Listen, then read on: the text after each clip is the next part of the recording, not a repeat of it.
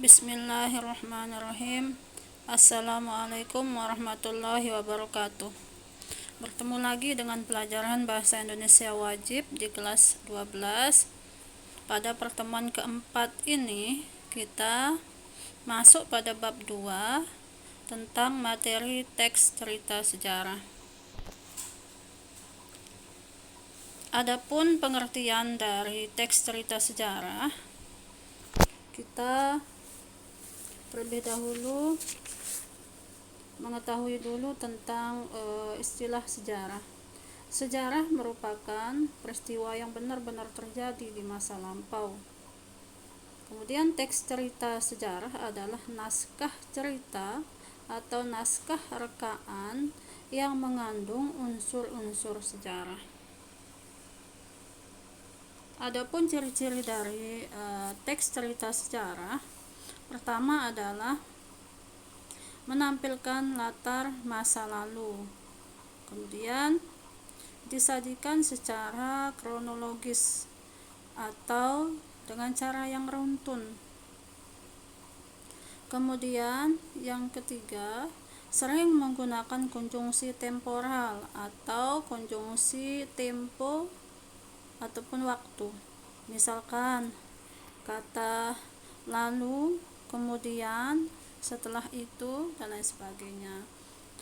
Adapun isi dari teks cerita sejarah berupa fakta, namun dapat juga berupa fiksi dengan latar cerita berupa fakta. Ada penekanan di sini.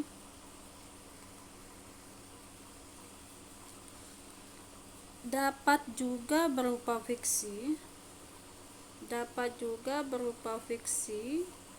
dengan latar cerita berupa fakta. Oke. Lanjut ya. Adapun jenis-jenis cerita sejarah, yang pertama, berdasarkan fakta sejarah disusun berdasarkan fakta sejarah. Tokoh-tokoh di dalam cerita ini benar-benar ada. Begitu juga latar dan kronologis peristiwa yang diceritakan. Hanya saja dalam penulisannya dibumbui unsur-unsur sastra seperti dialog yang membuat cerita tersebut semakin menarik untuk dibaca. Jadi teks cerita sejarah ini merupakan cerita yang latar, kemudian tokoh-tokohnya nyata, tapi dibuat semenarik mungkin supaya pembaca semakin terpikat atau tertarik untuk membaca cerita tersebut. Contoh yang terdapat pada roman-roman sejarah seperti Untung Suropati. Di dalamnya sebuah roman sejarah karya dari Herwibowo, kalau mungkin pernah kalian baca. Kemudian yang kedua yaitu jenis-jenis teks cerita sejarah ada yang bersifat teks cerita sejarah fiksi. Cerita sejarah fiksi ini merupakan cerita fiksi yang mengambil latar peristiwa sejarah masa lalu, mengambil latar peristiwa pada masa lalu. Tokohnya bersifat fiktif, namun latar dan waktu peristiwa sejarah yang dipakai berupa fakta sejarah. Nah, jadi peristiwa sejarah masa lalu disampaikan dalam rangka fiksi dengan tokoh dan cerita imajinatif. Contohnya Lingkar Tanah Lingkar Air karya Ahmad Tohari. Kemudian yang terbaru itu cerita fiksi yang bersifat sejarah, bisa Laskar Pelangi itu juga termasuk cerita sejarah yang bersifat fiksi, artinya di dalamnya tokoh-tokohnya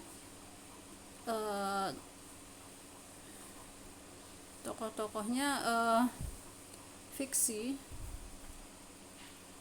tapi dibuat latar yang masa lalu yang bersifat fakta.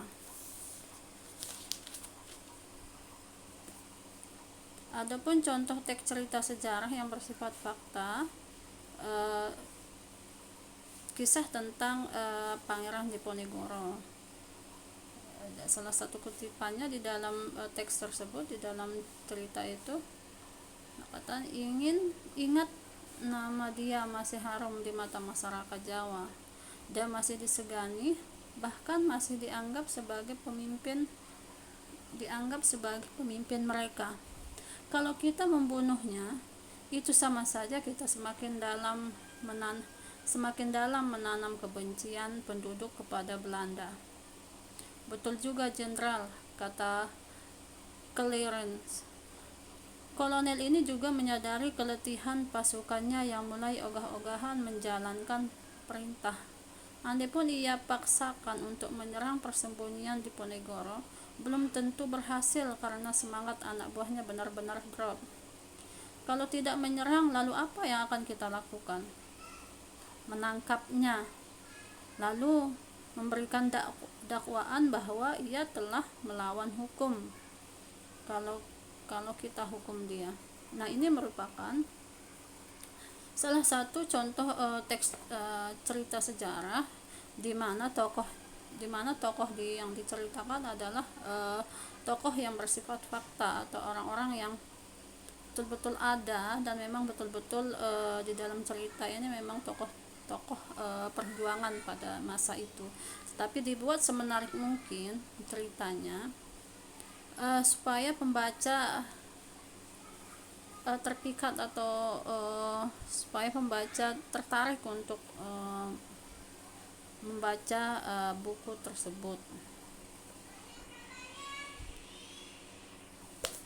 Dan yang kedua adalah contoh cerita fiksi. Maret 1946.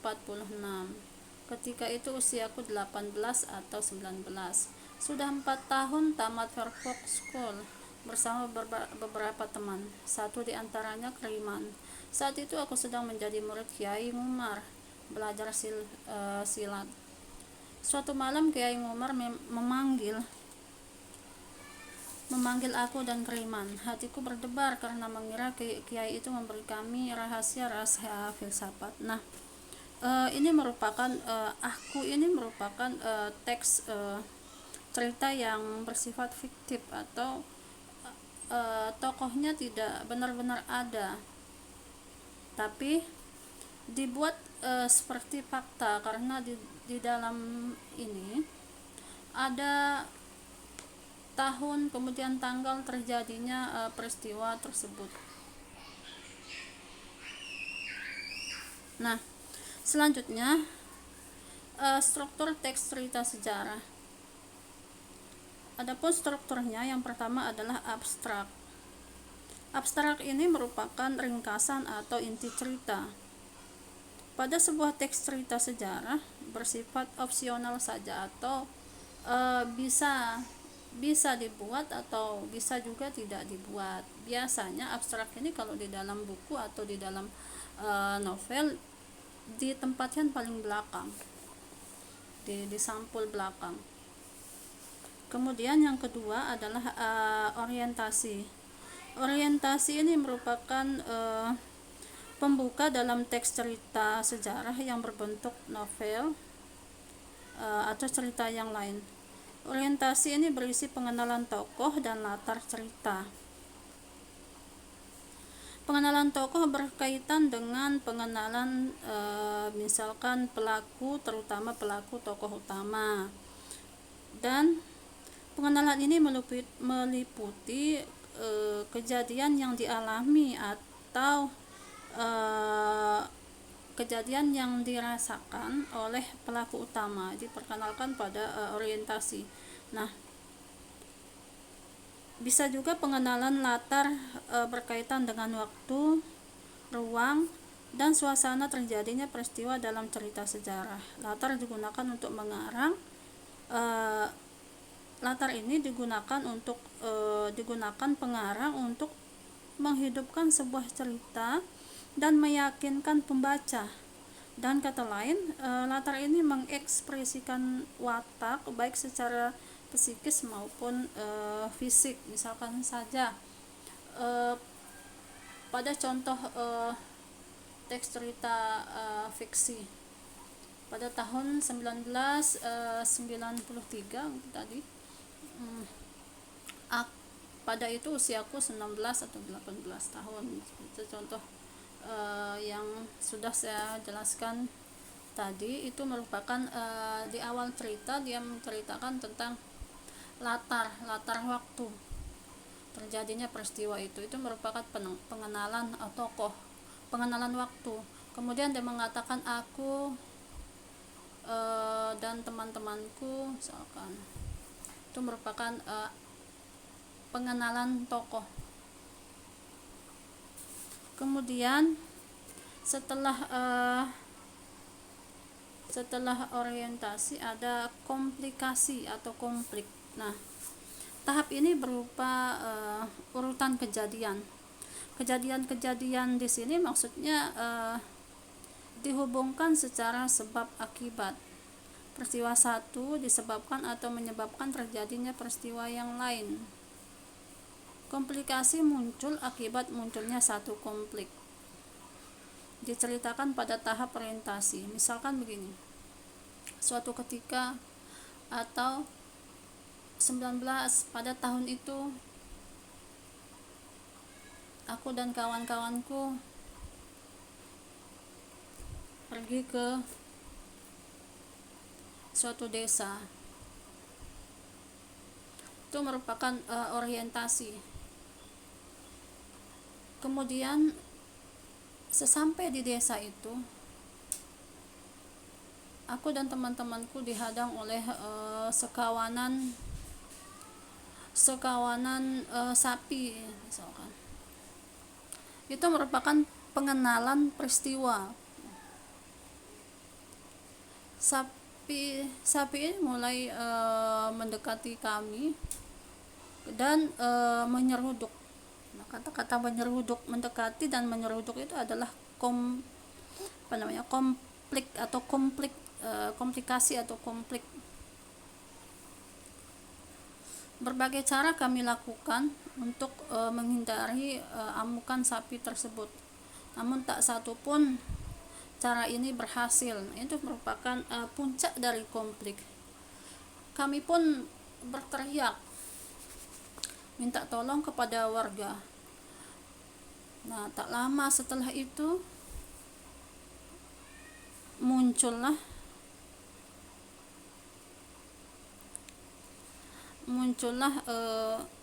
seorang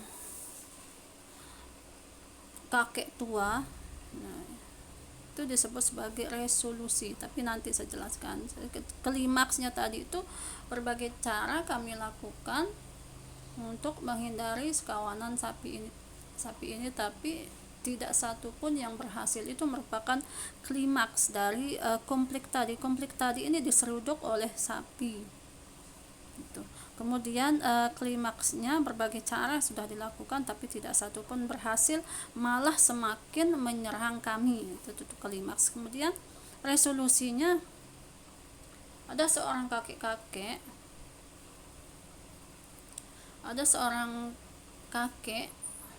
mencoba menolong kami dengan memberikan isyarat-isyarat. Mungkin dia ahli dia pawang sapi atau apa. Itu dah salah satu resolusi. Oke.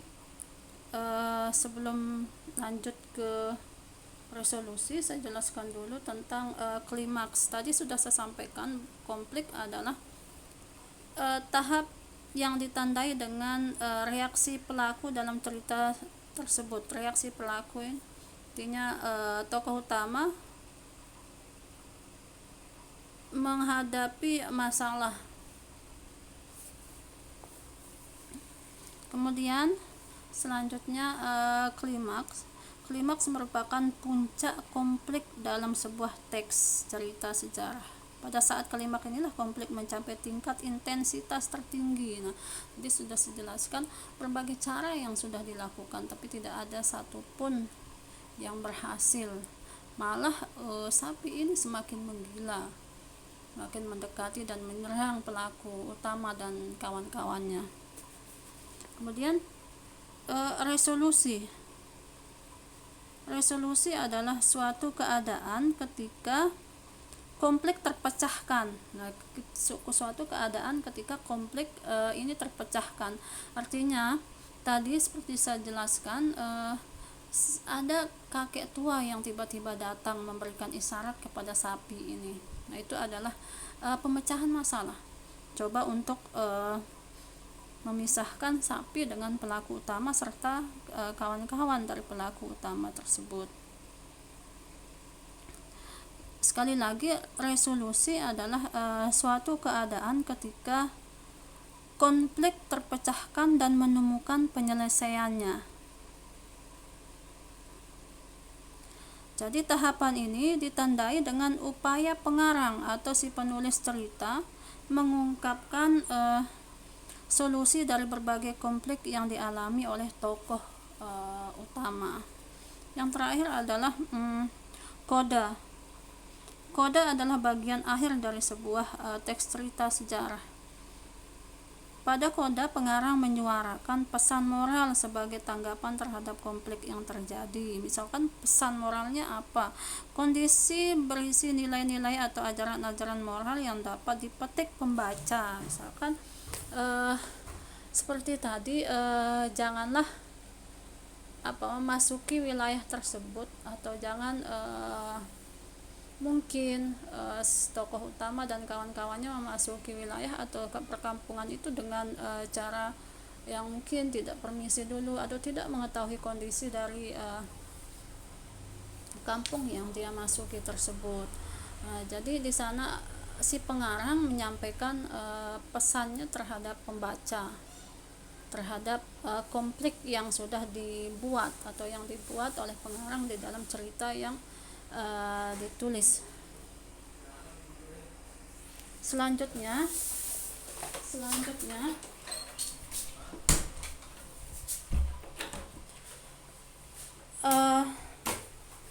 yang ini bagian yang sudah saya jelaskan tadi. Ini merupakan bagian yang sudah saya jelaskan, jadi tidak perlu saya jelaskan panjang lebar, tinggal kalian baca. Ini merupakan contoh dari orientasi untuk lebih jelasnya, dan nanti pada pertemuan selanjutnya saya akan jelaskan tentang konflik dan lain sebagainya secara rinci atau berdasarkan contoh dari yang ada. Oke, untuk pertemuan ini saya cukupkan sampai di sini. Untuk yang bertanya atau yang belum paham dan penjelasan ini, silahkan nanti bisa kalian japri di nomor WA saya. Oke, terima kasih. Assalamualaikum warahmatullahi wabarakatuh.